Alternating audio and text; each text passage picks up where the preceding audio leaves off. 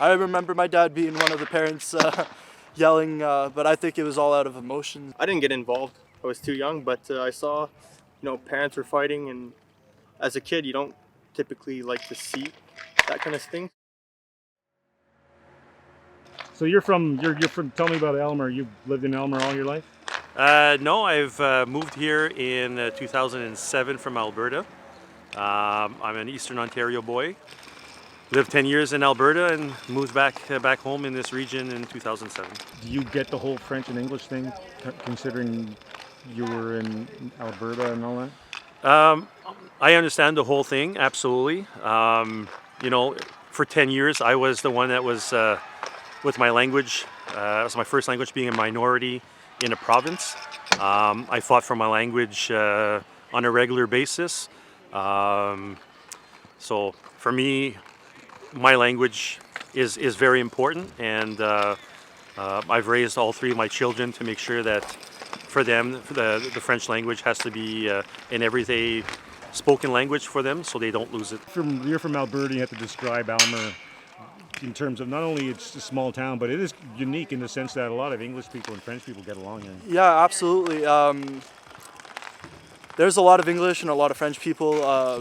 I'm very bilingual, so I was always on both sides. But there was times where it was a little more rough when it came to French and English. But when it came to hockey, we always came back and we were very nice to each other, no matter what it was. When we came to hockey, we always got along when it came to hockey, and I think that was awesome because you would get out of hockey and it would be war between the French people and the English people, and when we came to hockey, there was none of that. We were there to play hockey, and we were brothers, Whether you're black, you're white, or you're Chinese, or whatever it is, you should always be able to play hockey. And it's a safe space. It should be a safe space, Come to the rink and play with your friends. You should never be afraid to come to the rink and play hockey, We were probably the only team in the Outaouais region that also had English-speaking kids on it. So we were a bilingual team. So the kids speaking English on the ice, got some of the other teams like Papineau involved with most probably, and I wouldn't be surprised, anything related to Anglophones as well. So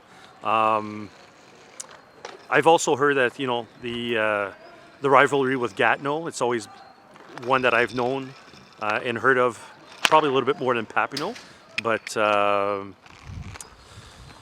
it is what it is. When it comes down to to elite hockey, there's always going to be rivalries, and for us here in Aylmer, it happened to be Papineau and Gatineau.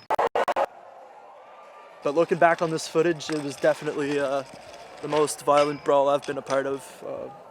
As you can see in the footage, you could see a lot of players, no more helmets. There was a lot of fists flying around, no more gloves. I could see where a lot of kids would get discouraged and wouldn't want to play hockey anymore when it came to stuff like that, because it's not fun. But it's curious, though, isn't it, that the city rivalries seem to kind of pass through generation to generation? I've never understood that, and because it's always a new group of kids, right? Every couple of years, it's always a new group of kids. So I think it's oftentimes the coaches are older players that have played on those teams before, so they know the rivalry, and I think they kind of tend to push that on the kids a little bit. But I don't know. It's very weird to me. I've never understood that. What do you think, Alex? Why is it that it passes through generation to generation? Generation to generation, I don't necessarily know. I think when you look at kids, when you're playing a game, you always see those kids that play after you, right? They're all looking at your game, and if there's a fight, well then kids tend to see and act. They do what they see, right? So if they see a fight before the game and pushing and shoving in front of the net, and you're known to protect your goalie, right? So punches can be thrown, and the game could get physical. But I think it all comes down from the NHL allowing fighting. Kids see that on TV, think it's okay, you're allowed to fight, and then you're in front of the net, you're in a scrap, and next thing you know, a punch is thrown, a second one's thrown, and then all hell's loose, right? So I think mainly that's where it comes from. Sell the game to the parent who's thinking about putting their kid in the game. Tell me why would you advise a parent to put their kid in hockey after you saw that and all the stuff that you lived through? Since that moment, hockey's changed a lot. It's a lot of leagues is not full contact. There's some that's half body contact, and if your kid plays on lower ends like I did, it's non-contact at all. So it's definitely something to look into. Kids can have fun, and it doesn't happen very often, so nothing to be worried about in that. So it's Mother's Day weekend this weekend. Yeah. Tell me about hockey moms in the arena. Oh. Are they? Some of them are loud, man. Very, very loud. Some of them are loud, but I think it's just they're a lot louder when it comes to their kids getting hurt more than anything.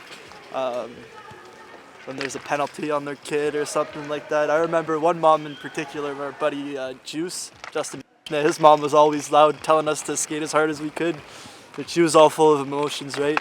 It was never bad stuff, and yeah, she was a lot of fun to have around. How about you, Alex? What's your memories about moms in the arena? Just extremely loud. They tend to scream at the refs more than they scream at the players, but you know, that's just parents in general. The emotions get high in the middle of the game. I don't remember exactly how it used to be when I played, you know, midget B and that kind of stuff, but especially when I got to junior, moms yell a lot. So, and then at that point, you got girlfriends yelling too. So, When we get older, for sure. Yeah. yeah. Happy Mother's Day, guys. You wanna Yeah. say it? Yeah. Happy Mother's Day. Tell the moms. Thanks, guys. Thanks.